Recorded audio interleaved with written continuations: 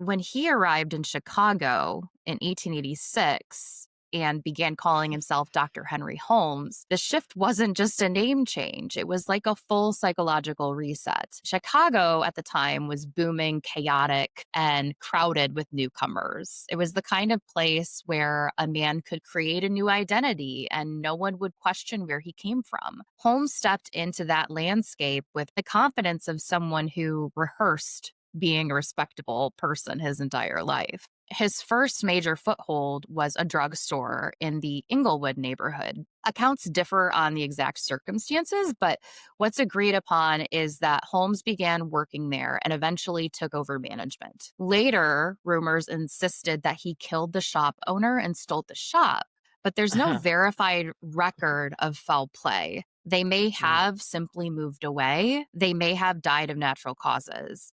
But Oof. the public imagination and Holmes' own reputation would later fill in darker blanks. So even when there's no evidence, people still assume he murdered someone just because he's Holmes. Yeah, exactly. His real escalation wasn't murder at first, it was fraud. And he pursued it relentlessly.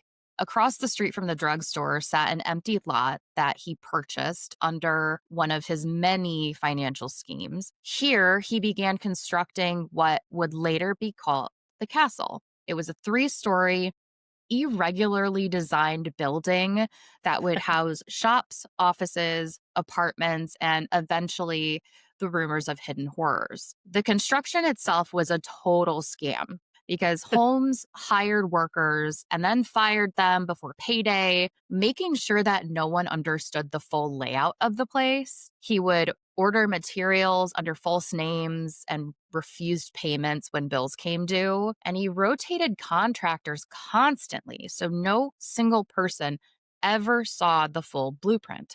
Classic Holmes, build a building, but make it fraudulent. Yes. The structure became physically strange because it was built in that chaos. Narrow hallways, oddly shaped rooms, doors that opened to brick walls, stairways that literally led nowhere. It wasn't so much a torture labyrinth, it was a mess created by a con artist that was juggling multiple scams at once. But to investigators later, the uneven layout seemed almost symbolic of the double life he led inside of it.